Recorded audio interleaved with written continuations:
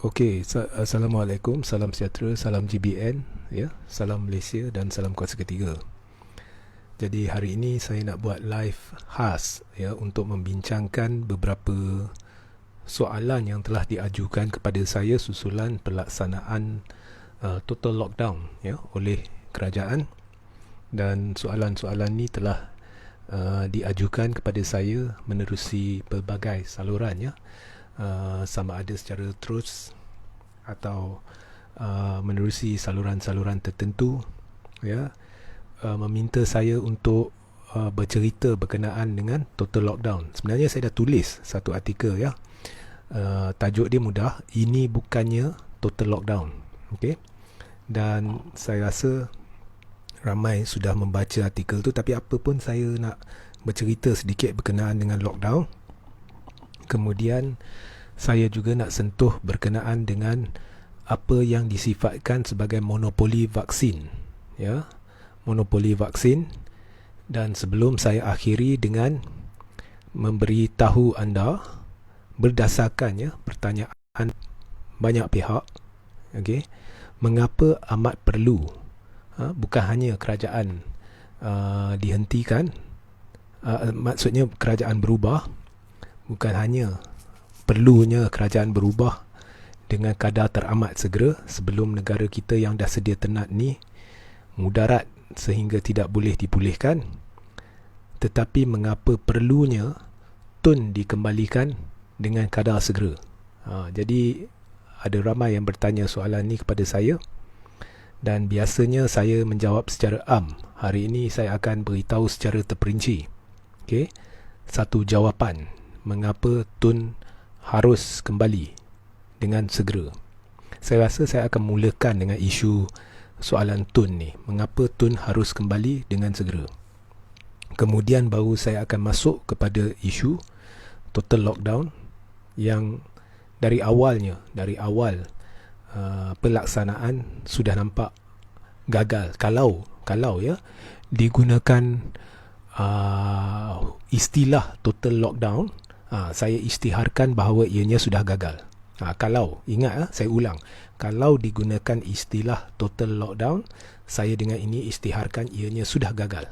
Tak payah tunggu 14 hari, dah gagal. Okey, so itu yang kedua. Dan yang ketiga saya akan jelaskan berhubung dengan isu monopoli vaksin. Baik, saya mulakan dengan isu tun. Saya rasa ramai tertunggu-tunggu, khususnya dari pejuang. Okey, baik, soalan yang dimainkan oleh Laskar Cyber yang saya kira ni lebih mirip Laskar Cyber yang dikatakanlah Laskar Cyber sama ada JCOM ke, yang dikatakanlah, ataupun Laskar Cyber minta maaf ya, Abdul Majid, kalau tak suka bolehlah beredar ya. Yang saya hairan dengan Laskar dan pihak-pihak tertentu ni yang tak puas hati tapi memang sentiasa kerap dengar lah. Okay? So jadi jangan seksa diri anda. Kalau tak suka dengar berkenaan dengan tun, boleh beredar. Baik, jadi inilah yang dimainkan oleh Laskar-Laskar Cyber yang dikatakan Laskar Cyber JCOM, ataupun Laskar Cyber Pro Najib atau Pro Anwar ya, atau Pro Otai Reformasi ataupun Pro Zahid dan sebagainya, yang sentiasa bermain retorik. Tun dah tua, mengapa tun? Mengapa tun? Mengapa bukan Datuk Seri Anwar Ibrahim? Jadi saya akan jawab secara amat logik, dan saya harap pihak-pihak yang berkaitan boleh potong bahagian video ni dan tularkan jawapan saya mengapa tun harus dikembalikan segera, iaitu selepas kerajaan ini diubah, dan mengapa tak boleh Anwar Ibrahim. Jadi minta jasa baik semua. Saya tak hirau kalau nak potong bahagian ni dan tularkan ya, suruh orang sangsi jawapan saya, dan jawapan saya tepat ya. Dan anda juga yang dari kalangan anda, sama ada aktivis atau penyokong tun, boleh gunakan hujah ini dalam penghujahan anda sendiri ya, sebab kita sama-sama uh, berkongsi ya. Okay, saya tak inginkan nama, tak payah tulis nama saya. Ini adalah pendapat Reggie JC, tak payah. Terus gunakan hujah ni. Jadi pertamanya, mengapa kerajaan ini perlu undur, saya rasa saya dah berulang kali beritahu. Okay? Kerajaan ini gagal dari pelbagai aspek. Daripada awal selepas langkah Sheraton, asyik berpolitik tak tentu hala dan dengan jelas telah melaksanakan misi-misi menakluki negeri-negeri tertentu yang pada ketika itu dipegang oleh pembangkang, ya, dan sekaligus pada hemah saya telah mengganggu gugat usaha untuk memantau dan mengelak penularan wabak COVID di dalam negeri-negeri itu. Dan yang paling teruk berlaku apabila PPBM dan UMNO bercakaran untuk meletakkan orang mereka sebagai Ketua Menteri Sabah, sehingga tercetusnya pilihan raya negeri Sabah yang merupakan titik permulaan terhadap kegilaan wabak COVID yang sampai hari ini tak pernah surut, bermula dari PRN Sabah. Dan berlaku pelanggaran SOP berleluasa melibatkan orang-orang Sabah disebabkan kempen pilihan raya tersebut, dan juga MP-MP dari Barisan Nasional dan Perikatan Nasional yang tidak diambil tindakan. Dan kesemua langkah-langkah ini telah mengganggu gugat bukan hanya usaha untuk mengelak penularan wabak COVID di negeri-negeri berkenaan. Ia telah menunjukkan sikap kemaruk kuasa, wang kedudukan dan politik darjat kerajaan yang begitu kejam terhadap rakyat, menyebabkan rakyat resah, keliru, tidak puas hati, tidak tenteram, marah disebabkan sikap kerajaan yang menyebabkan mereka berada dalam situasi yang sentiasa terseksa. Dan selepas tu mereka diugut. Oh, kau kena ikut SOP, seolah-olah rakyat yang penyebab penularan wabak COVID, dan dihukum jika melakukan kesalahan, dan diugut supaya tidak bercakap benda-benda yang benar. Okey, so semua ni telah dilakukan oleh kerajaan ni, dan kita dah lihat bahawa darurat ni telah gagal untuk menangani wabak COVID. Kita mengesyaki, saya mengesyaki darurat ini adalah darurat politik disebabkan kerajaan tidak memiliki majoriti, dan ini adalah berdasarkan congkakan biasa yang boleh dilihat sehingga hari ini kerajaan tidak membuktikan majoriti dia.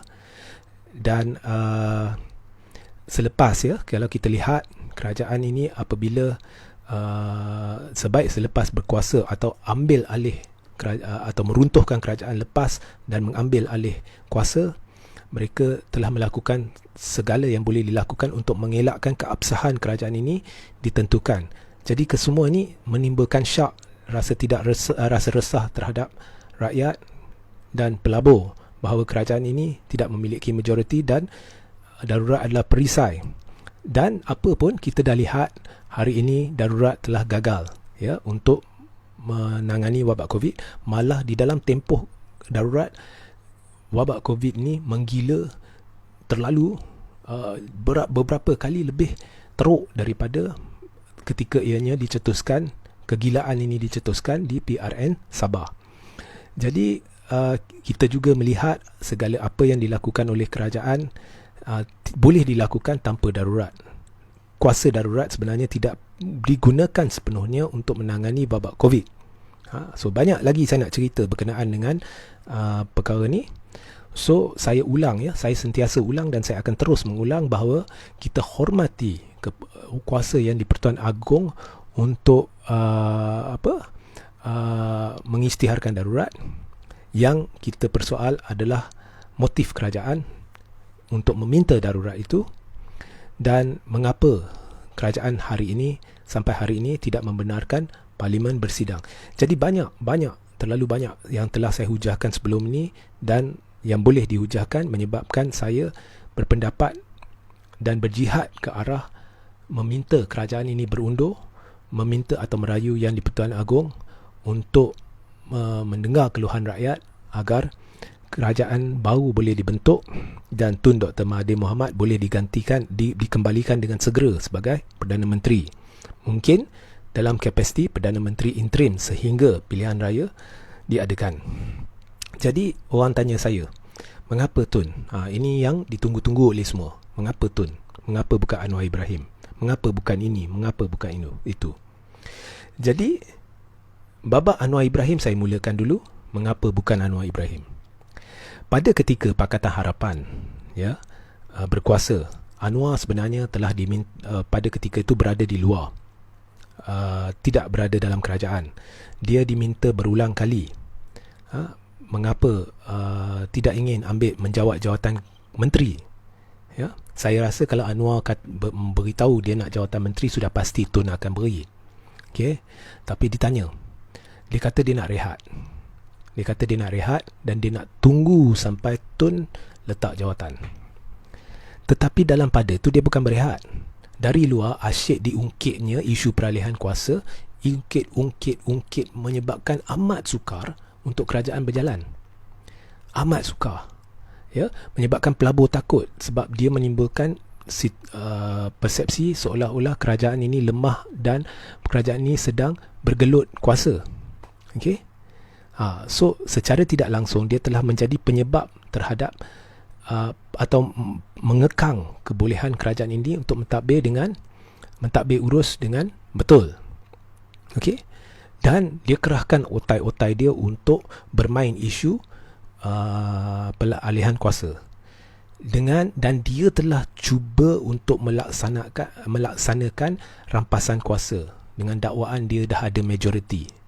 Jadi Anwar bukannya jujur terhadap kerjasamanya dengan Tun, dan dakwaan palsu kononnya terdapat satu perjanjian bertulis bertanda tangan yang menyatakan Tun akan serah jawatan selepas 2 tahun.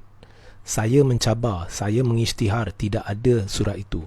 Sampai hari ini Anwar tidak berjaya menunjukkan surat itu sebab hakikatnya tidak ada surat yang mengatakan Tun akan lepas jawatan dalam 2 tahun.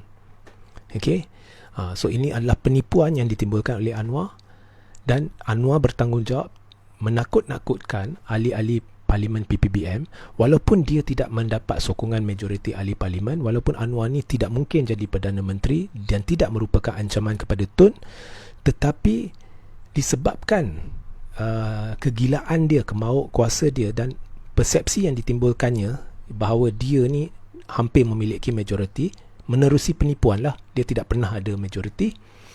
Jadi dia telah menakut-nakutkan ahli Parlimen PPBM, dan ini telah Muhyiddin telah mengambil kesempatan untuk menakutkan lagi ahli PPBM bahawa Anwar ini sudah menjadi ancaman, walhal dia bukan ancaman. Dan ini secara tidak langsung telah membenarkan sekongkol berlaku dengan UMNO dan tercetusnya langkah Sheraton sehingga runtuhnya kerajaan pimpinan Pakatan Harapan. Jadi Anwar bertanggungjawab secara langsung dan tidak langsung dalam kejatuhan Pakatan Harapan, dan dari semua ni kita boleh lihat Anwar bukan hanya tidak disokong oleh majoriti ahli parlimen, dia amat tidak bertanggungjawab dan dia menyebabkan kerajaan huru-hara negara, dia menyumbang ke arah huru-hara. Jadi kita nak selesaikan huru-hara, kita bukan nak timbulkan lagi huru-hara. Jadi ini sebab pertama Anwar tidak boleh menjadi Perdana Menteri atau tidak boleh dipertimbangkan. Kedua, saya dah sebut, dia tidak mempunyai sokongan. Pada ketika dia membuat press conference mendakwa kononnya dia ada majoriti yang meyakinkan, memberangsangkan. Saya dah berkali-kali beritahu dan dia tidak pernah sangka cara dia untuk tunjukkan akuan bersumpah yang bertanda tangan yang menunjukkan perkara itu, dan dia tidak berjaya melakukan demikian kerana hakikatnya dia tak berjaya pun nak kumpul 50, melebihi 50. Saya rasa dia dapat 49 saja. Dari Pakatan Harapan sendiri kurang dari separuh dia dapat. Jadi nak cerita apa? So nombor 2, itulah sebabnya. Nombor 3, Anwar tidak pernah duduk dalam kapasiti Perdana Menteri, dan pada ketika ini kita perlu kerah tenaga yang sedia ada, pakar-pakar yang terbabit di negara ini yang masih ada, masih hidup untuk menangani satu situasi krisis yang amat besar, kerana kita hendak mendapatkan pengalaman mereka untuk menyelesaikan krisis ini. Sebab itulah Anwar tidak layak. Dan dari situ kita lihat Tun, dia dah berjaya dah menjadi Perdana Menteri 22 tahun. Okey, dia pernah menyelamatkan negara kita. Nak kata apalah, ada orang yang anti Tun ni, dia kata oh dia buat ini, dia buat itu, nak kata apalah. Tapi di tahap dunia, rekod menunjukkan malah Tun diiktiraf di seluruh dunia bahawa dia merupakan salah satu atau satu-satunya Perdana Menteri yang cukup berjaya untuk menyelamatkan negara dari krisis ekonomi kewangan 1998, ya, tanpa bantuan asing, ya. Dalam keadaan negara kita kritikal, dia berjaya mengatasi krisis tersebut. Jadi dia ada pengalaman dan kehebatan untuk menangani situasi krisis. Okey. Dan saya mencadangkan gandengan Tun dengan Tengku Razaleh kerana Tengku Razaleh credential atau kebolehan dia, track record dia, kemampuan dia dalam bidang kewangan, baik dari World Bank, penglibatan dengan Bank Bumi Putra dan sebagainya. Kalau kita lihat track record Tengku Razaleh, tidak ada pemimpin negara ni yang boleh tandingi, malah beliau diiktiraf di seluruh dunia. Kemampuan dia hebat, pengetahuan dia, pengalaman dia, pengiktirafan terhadapnya hebat. Jadi pengalaman kedua-dua tokoh negarawan ini buat masa ini untuk mengharungi krisis ini amat-amat diperlukan. Jadi kemudian orang bertanya saya, oh, kau cerita begini tetapi sebenarnya COVID tidak pernah melanda sebelum ni, jadi Tun tidak ada pengalaman. Dengar baik-baik kata saya tak kata COVID pernah berlaku. Pada 1998, pada ketika Tun menjadi Perdana Menteri, krisis kewangan seteruk itu pun belum berlaku. Apa yang saya katakan adalah dalam situasi krisis, Tun ada kehebatan luar biasa untuk menyelesaikan krisis itu dengan cara yang tidak cemas dan mengerahkan seluruh jentera kerajaan dengan cara yang terbaik mungkin, membuat keputusan-keputusan yang tepat untuk membawa negara keluar dari belenggu krisis itu, di mana satu dunia kata Malaysia tak mampu, tetapi Mahathir melakukannya tanpa pengalaman. Jadi dalam situasi ini sama juga, satu krisis baru telah muncul dan kita perlukan insan bernama Tun Dr. Mahathir Mohamad dan gandingannya bersama Tengku Razaleh, Hamzah dan bantuan dengan tokoh-tokoh lain dan sebagainya. Jadi itulah jawapan saya mengapa kerajaan perlu berundur, mengapa DSAI ataupun Datuk Seri Anwar Ibrahim tidak mungkin dipertimbangkan, dan mengapa Tun harus kembali segera. Negara kita dah amat tenat, okey, dan kerajaan makin gagal menangani babak COVID. Kerajaan ini mencetuskan kegilaan yang melanda sekarang dan makin gagal. Baik, nombor 2, isu lockdown.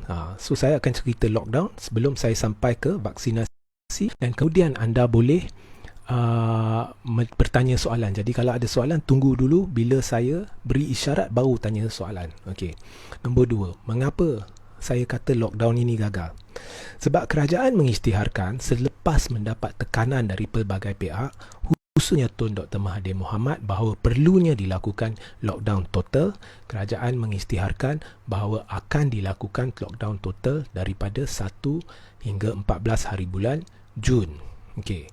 Now, sama ada saya bersetuju diadakan lockdown atau sama ada saya berfikir bahawa lockdown adalah cara terbaik menangani COVID, tidak relevan bagi perbincangan ini. Dalam perbincangan ini, kita nak cerita apa yang kerajaan kata, iaitu mereka akan laksanakan lockdown total. Tetapi, apa yang dilaksanakan bukan lockdown total, ianya adalah lockdown separuh masa. Okey? Maknanya dah gagal terus. Mengapa?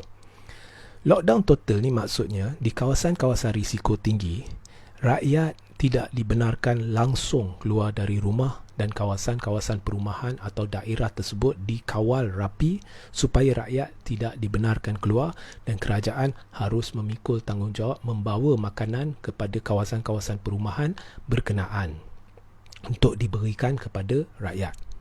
Dan di kawasan-kawasan yang risikonya rendah sikit, rakyat jika dibenarkan keluar perlu ada dikerahkan, ya, tentera atau rela atau gabungan tentera rela dan sebagainya di kawasan-kawasan perniagaan atau zon-zon perniagaan, di mana zon-zon perniagaan ini dikawal ketat supaya siapa yang keluar masuk akan dipantau dengan ketat, ya.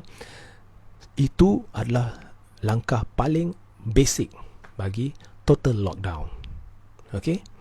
Nombor 2, bukan hanya sektor-sektor kritikal dibenarkan beroperasi atau sektor keperluan keperluan harian, okey, atau sektor makanan. Bukan hanya mereka dibenarkan beroperasi, semua sektor lain selain daripada makanan dan keperluan harian ataupun sektor-sektor kritikal seperti elektrik, air dan sebagainya untuk kelangsungan hidup perlu ditutup.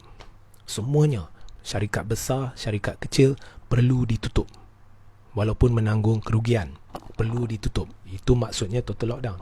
Dan syarikat-syarikat pembekal makanan, kedai-kedai makan, kedai serbaneka dan bahan-bahan keperluan dan sebagainya perlu juga ada kerjasama kerajaan dengan kerajaan negeri dan pihak berkuasa tempatan supaya mengumpul data untuk melihat, contohnya di satu kawasan besar ni ada berapa kedai-kedai serbaneka, ada berapa kedai-kedai makan, supaya boleh dikira berapa yang perlu buka, berapa yang perlu tutup bagi menampung keperluan kawasan penduduk di kawasan sana.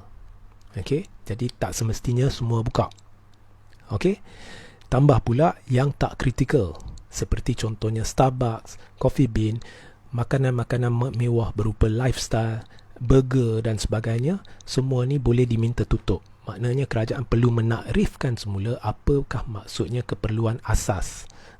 Supaya contohnya kedai-kedai biskut ni mahal ni tak payahlah buka, sebab kita nak ajar rakyat dalam situasi genting mereka perlu menitik beratkan keperluan asas untuk kelangsungan hidup dan mengajar atau mendidik mereka supaya tidak keluar rumah untuk membeli yang bukan-bukan. So itu juga perlu dilakukan. Dan benda ni akan dipermudahkan jika selama ni MKN, sebab kita saya rasa dalam dunia ni antara yang terpanjang melaksanakan pelbagai bentuk sekatan atau kawalan pergerakan yang terlama di dunia. Saya rasa antara terlama di dunia. Tapi kes COVID masih menggila. Maknanya kita gagal lah menangani kes tu.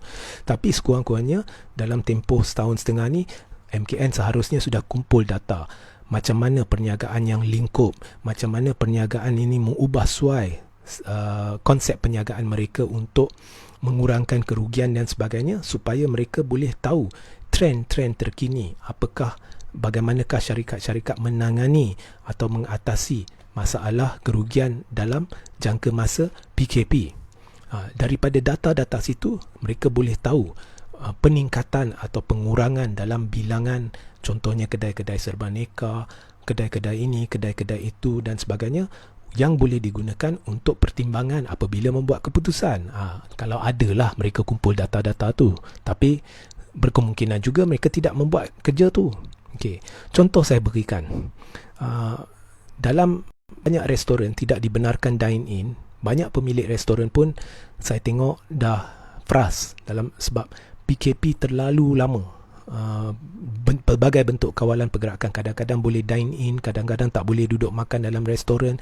Jadi mereka mengubah konsep perniagaan mereka daripada restoran kepada contohnya kedai serbaneka, atau mereka mengubah kepada kedai menjual makanan segar.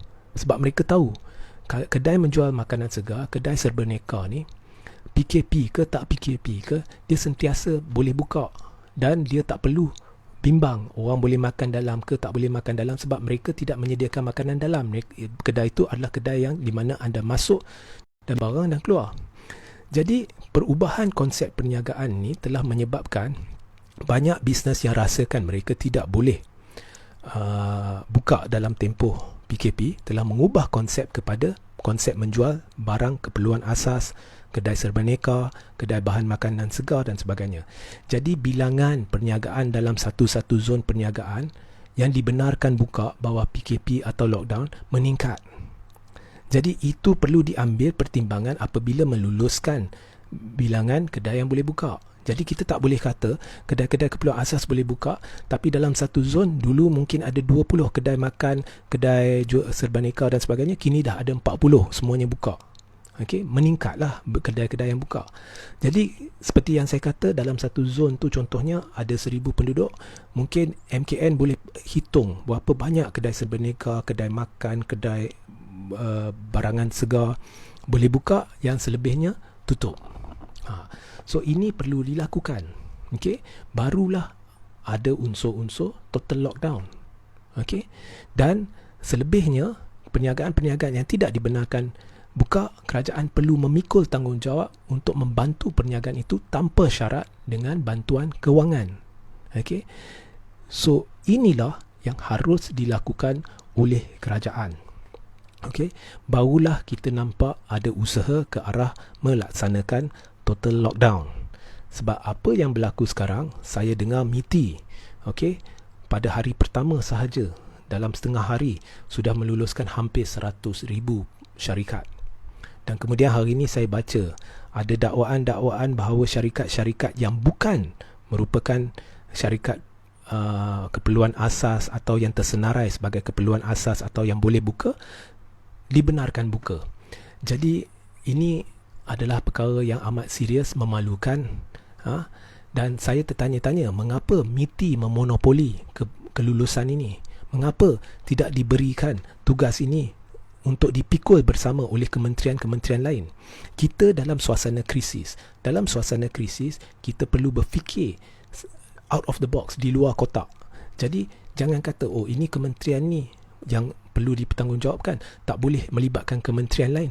Itu tak benar. Dalam keadaan krisis, kita kena ambil langkah-langkah kecemasan.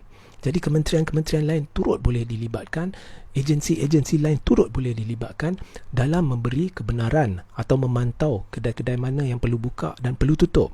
Jangan lupa, menteri-menteri ini, parlimen tidak bersidang.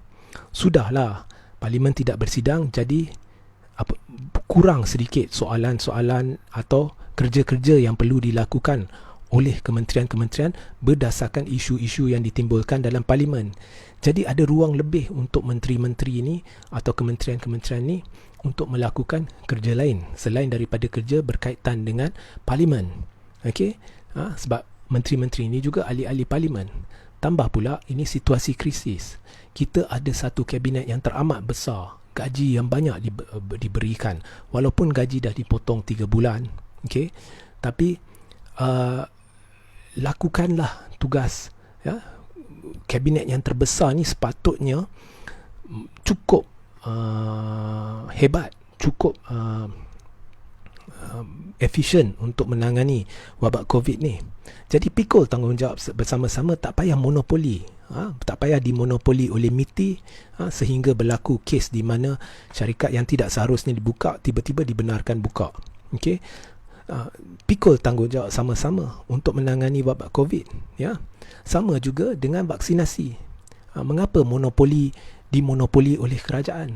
Seperti yang Tun Mahathir kata, mengapa tidak dibenarkan syarikat-syarikat farmasi yang berdaftar yang untuk bersama-sama terlibat dalam urusan pembelian dan penyebaran vaksin ini, ya? Mengapa tidak digunakan kuasa darurat untuk merampas dewan-dewan serbaguna di seluruh negara supaya boleh digunakan sebagai pusat vaksinasi bagi mengelakkan kesesakan di pusat-pusat vaksinasi ini, ya? Mengapa amat sukar melakukan perkara-perkara basic ini, ya? Mengapa tidak libatkan lebih ramai kementerian? Bukannya pelaburan banyak masuk dalam negara ni, pelaburan pun dah terjejas, dan ini adalah satu hakikat berdasarkan data-data yang telah dipaparkan, berdasarkan penemuan-penemuan oleh syarikat-syarikat atau agensi-agensi yang tersohor di dunia berhubung dengan situasi ekonomi kita, pelaburan terus asing dan sebagainya. Jadi sudah semestinya bila kita cerita berkenaan dengan pelaburan luar dan sebagainya, ianya tidak hanya melibatkan MITI. Sebab MITI ni walaupun dia terlibat dengan perdagangan, Ministry of International Trade dan sebagainya, tapi international trade ni juga melibatkan kementerian lain. Contohnya Kementerian Perdagangan atau Peladangan. So apabila MITI nak berurusan dengan satu-satu negara berhubung dengan isu peladangan, dia akan melibatkan Kementerian Peladangan dan sebagainya. Jadi secara bila pelaburan asing terus, bila ekonomi negara merudung, banyak kementerian-kementerian ada sumber tenaga yang kurang melakukan kerja. tenaga kerja ni boleh dikerahkan untuk membantu memerangi wabak COVID. Jadi tak perlu berlaku monopoli oleh satu kementerian, ya, dan kementerian-kementerian lain boleh terlibat dalam semua aspek memerangi wabak COVID ni dalam kabinet terbesar ni. Jadi mengapa tidak digunakan kabinet sumber tenaga kepakaran kabinet terbesar ni untuk bersama-sama memerangi wabak COVID, memandangkan situasi wabak COVID teramat kritikal. Dikatakan ramai yang mati, ICU dah penuh, ya.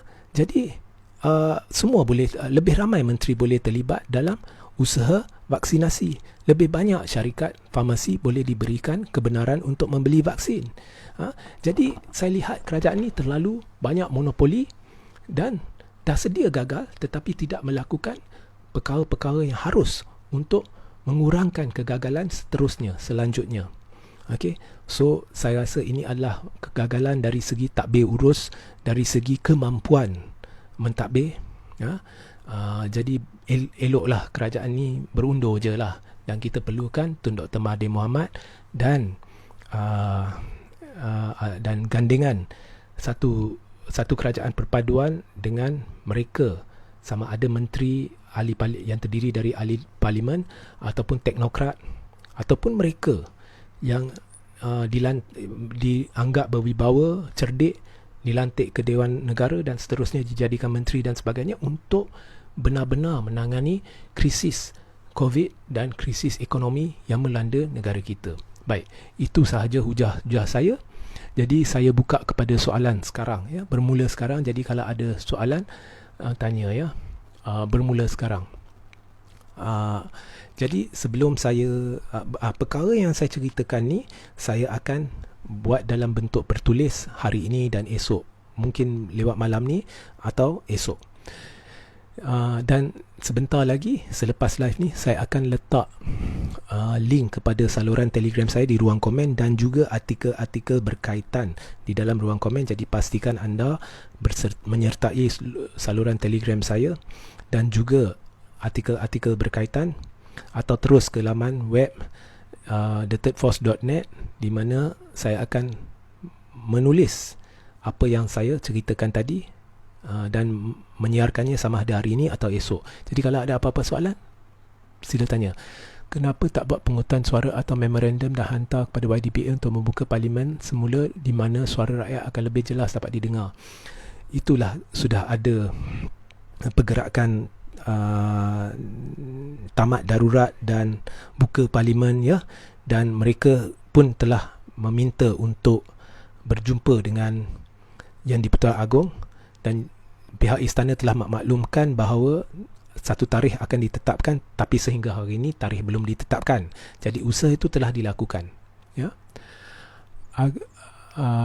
Hafifi, agak-agak tuan bila kerajaan baru akan dibentuk? Agak-agak tu memang susah saya nak beritahu, tetapi sebolehnya dalam masa terdekat lah. Keadaan percayalah dah terlalu kritikal. Kalau boleh esok lah. Kalau boleh esok. Okey. Kenapakah Speaker Parlimen Art Harun tidak setuju mahu pemberi kebenaran agar sidang Parlimen boleh diadakan secara maya? Saya sebenarnya nak menulis perkara ni, senang je cerita dia. Okey.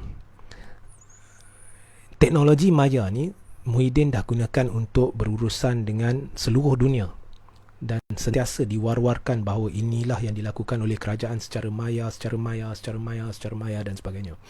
Jadi kita ada kemampuan itulah.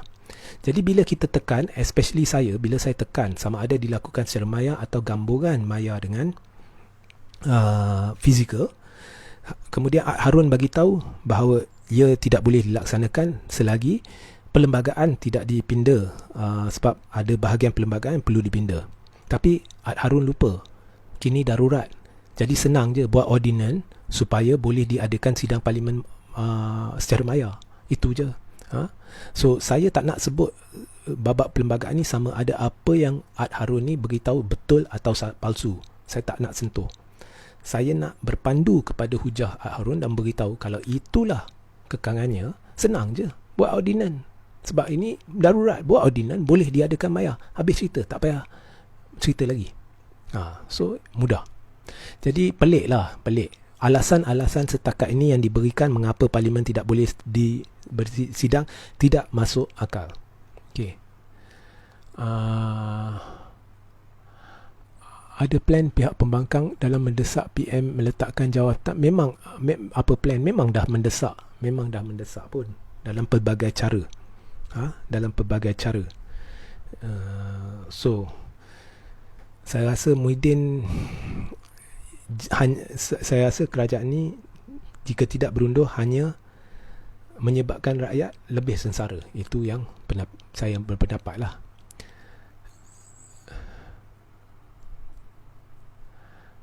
Pandangan saya, Muhyiddin tak akan dapat bertahan lama. Dia akan lepaskan jawatan pada zaman. Muhyiddin memang sooner or later akan lepaskan jawatan. Muhyiddin pun betul, dia tahu dia tidak akan bertahan lama. Tapi isunya ialah mengapa nak tunggu lagi? It's very obvious. Kalau kerajaan ni dia tidak akan bertahan, dan kalau diadakan pilihan raya pun dia akan hangus. Jadi it's very obvious. Jadi apa yang cuba dicatur oleh Muhyiddin, sedangkan perkara ni dia tidak akan ke mana. Jadi Muhyiddin tak haruslah berdegil. Rakyat tuanku sengsara. Jadi tunggu apa lagi? Nak apakah niat kerajaan ni nak tonjolkan lagi kegagalannya? Saya tak tahu. Okey. Waalaikumsalam. Adakah memorandum dia bagi secara pukal yang diumumkan oleh Muhyiddin pinjaman ke Arab Bank dan mempunyai data? Cuba lihat, yang Tengku Zafrul pun memberi kenyataan palsu. Ad Harun pun pada hemat saya palsu. Semuanya nak dibuat sama ada nak paksa bank untuk luluskan moratorium.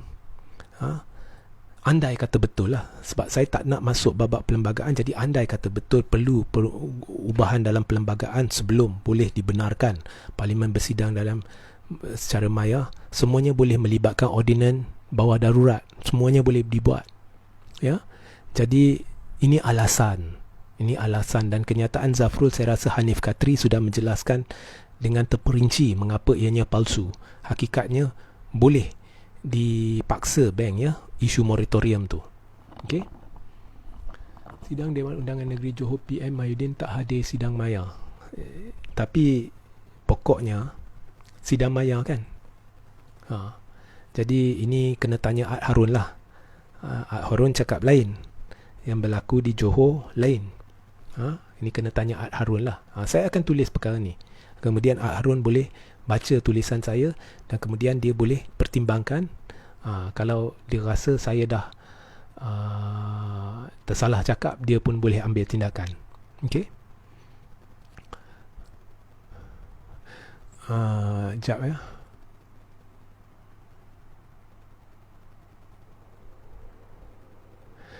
Ni buang masa. Menteri Kanan Sabri posting petang tadi selepas mesyuarat kabinet menyatakan saya sudah tutup pintu depan, tapi ada heated argument dalam meeting petang tadi. Ismail Sabri, UMNO ini semuanya, yang menteri-menteri UMNO yang pro Muhyiddin ke, yang anti Muhyiddin ke, semuanya tidak akan bertahan sebab there is no such thing as harmony dalam kerajaan ni. Kita tidak boleh kata menteri-menteri UMNO ni pro Muhyiddin tetapi mereka duduk dalam UMNO, sebab UMNO ni tidak akan bersama Muhyiddin. Jadi menteri-menteri ni sebenarnya sedang menipu diri sendiri dan akan sampai satu masa di mana mereka akan mengalami dilema. Sebab bila contohnya UMNO ingin putuskan terus hubungan atau diberi arahan, mereka kena putuskan sama ada mereka ni ahli UMNO atau bukan ahli UMNO. Jadi saya rasa ahli-ahli UMNO atau ahli-ahli Parlimen UMNO yang fikirkan mereka ni pro Muhyiddin, sebelum sampai masa di mana mereka perlu membuat keputusan tu, lebih baik buat keputusan sekarang. Kalau dah rasa pro Muhyiddin sangat, kalau dah rasa tidak boleh mengkhianati Muhyiddin, lebih baik keluar UMNO, masuk PPBM. Okey. Dan sama juga jangan menipu diri sendirilah, sebab akhirnya akan sampai satu ketika di mana UMNO akan suruh MP-MP ni keluar, kemudian ada yang akan merungut dan mereka tidak akan ingin keluar, jadi akan berlaku dilema. Okey. So itu yang saya nampak. Jadi Ismail Sabri ni ataupun pihak-pihak ahli-ahli parlimen dalam UMNO ni yang terlibat dengan kerajaan ni, yang pro Muhyiddin ni, mereka akan sampai satu ketika kritikal di mana mereka terpaksa berbuat keputusan, sama ada mereka dengan UMNO atau mereka dengan PPBM. Itu je. Kenapa Azalina mendesak parlimen dibuka segera? Saya pun semua mendesak parlimen dibuka segera. Tetapi jangan letak syarat. Bila parlimen dibuka segera, parlimen harus berfungsi sepenuhnya. Dengan kuasa sepenuhnya. Semua MP perlu berfungsi seperti mana yang mereka dibenarkan berfungsi sebagai ahli parlimen. Jangan kata, isu keabsahan ni mereka tidak akan seperti yang cuba dibawa oleh setengah-setengah pihak. Kita janji kita tidak akan sentuh isu keabsahan. No. Bila parlimen dah bersidang, semua boleh. Dan salah satu perkara yang perlu dilakukan, diberi keutamaan ialah keabsahan kerajaan. Ya, jangan letak syarat. Bila dah kata parlimen dibuka, maka sepenuhnya, maka semua MP ada kuasa penuh untuk berfungsi seperti MP. Termasuk menekan agar keabsahan kerajaan ditentukan. Kenapa pihak pembangkang macam tidak ada persefahaman? Apa masalah sebenarnya? Sebenarnya pihak pembangkang ni dia berpecah disebabkan Anwar Ibrahim. So sekarang ni dia dari luar nampak macam pembangkang dan kerajaan. Hakikatnya apa yang saya lihat kerajaan ni tiada majoriti, dan di dalam kerajaan pun sudah ada blok-blok pro-Tun. Dari PPBM pun ada, dari UMNO pun dah ada, dari Sabah pun ada, dari Sarawak pun ada. Dan di dalam pembangkang ni Pakatan Harapan bukan 100% menyebelahi Anwar, malah dah sampai kurang 50%, lebih kurang 49%. Maknanya hampir separuh Pakatan Harapan ni tidak menyokong Anwar, khususnya dari PKR dan Amanah, dan ada kumpulan tertentu dari DAP yang memihak kepada Tun. Jadi ada satu blok kuasa ketiga. So memang berpecah disebabkan Anwar. Tapi buat masa ni tak penting lagi, sebab kalau kita asyik fikirkan benda tu, kalau kita asyik melihatnya dengan cara yang lama, pembangkang kerajaan, memang nampaklah pembangkang berpecah. Tetapi sebenarnya ini pembangkang, ini kerajaan, dan ada satu overlap besar di mana ada blok kuasa ketiga. Okey? Right.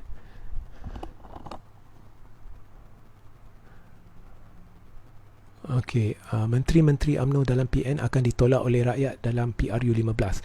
Ini sebenarnya saya rasa satu Malaysia bersetuju. PAS pun akan kena, UMNO pun akan kena. Mereka sebenarnya melengah-lengahkan sesuatu yang tidak dapat dielakkan. Okey, mereka sebenarnya keliru. Macam seorang YB yang menjadi panelis saya beberapa hari lalu, dia mengatakan dengan tepat. Dia kata setiap hari MP-MP, menteri-menteri ni bangun dan mereka resah, adakah hari ini saya akan terus menjadi MP ke, terus menjadi menteri ke.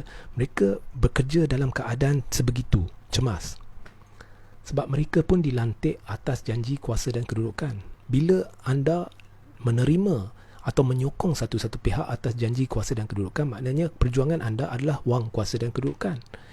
Jadi kamu tidak akan dapat satu kerajaan atau kementerian yang benar-benar mampu melaksanakan tugas mereka demi rakyat atau dengan berkesan.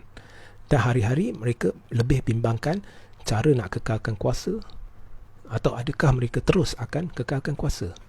Jadi itulah pertimbangan mereka. Jadi bagaimana kerajaan ini nak berfungsi dengan baik? Okey? Bagaimana kerajaan ini nak berfungsi dengan baik? Okey. Ada apa-apa soalan? Kalau ada apa-apa soalan, tanya. Saya beri ruang 2-3 minit. Kemudian saya akan akhiri live ini. Jadi ada apa-apa soalan lagi? Kalau tak ada, kita akhiri live ni.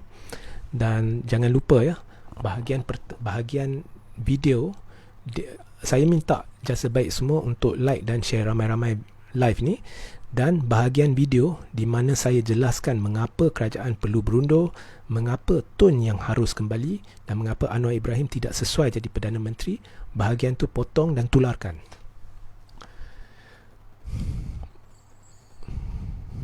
...126 meninggal. Apakah hala tuju?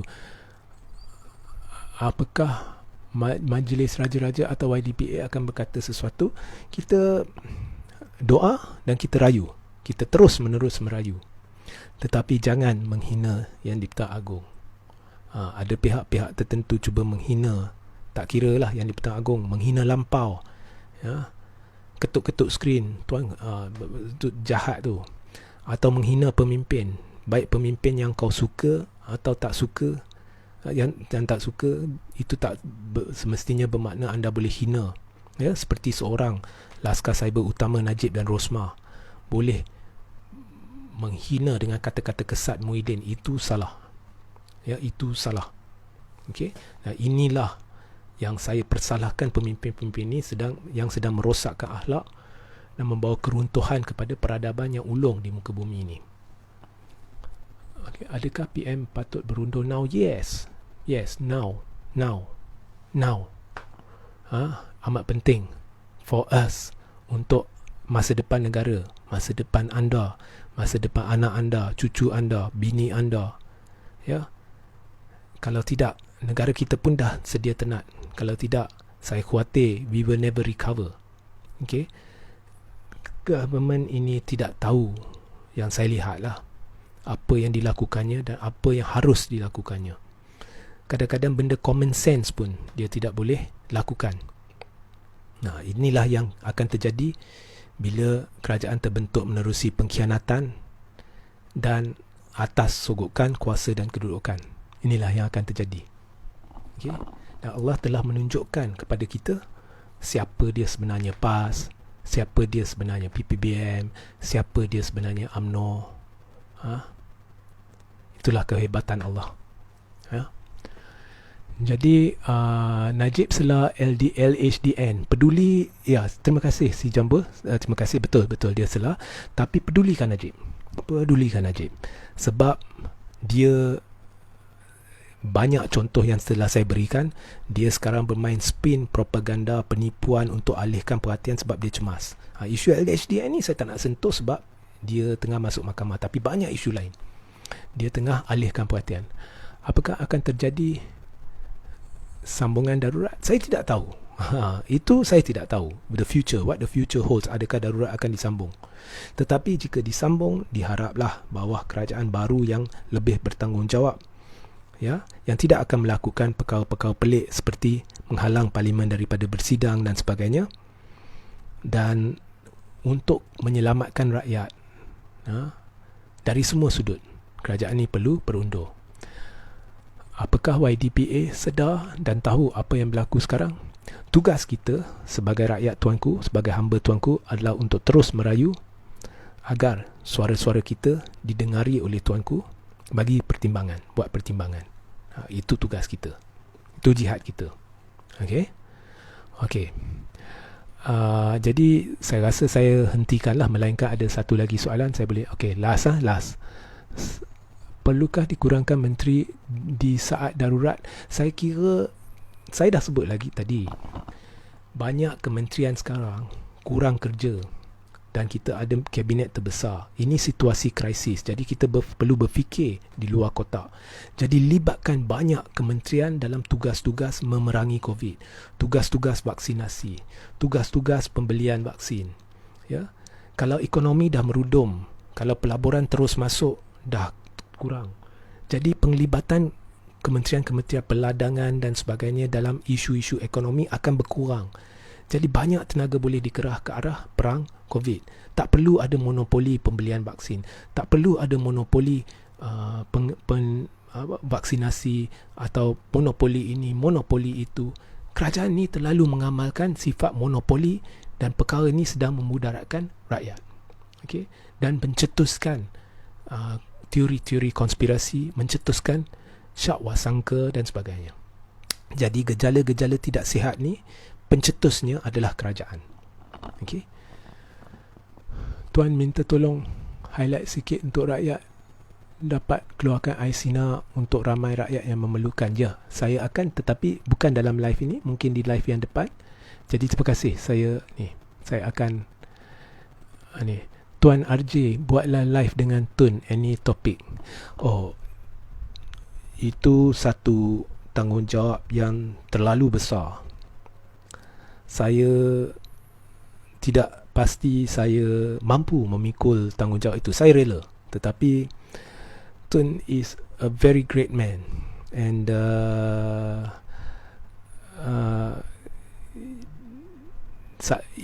itu bukan mudah, sesuatu yang mudah saya lakukan. Ya,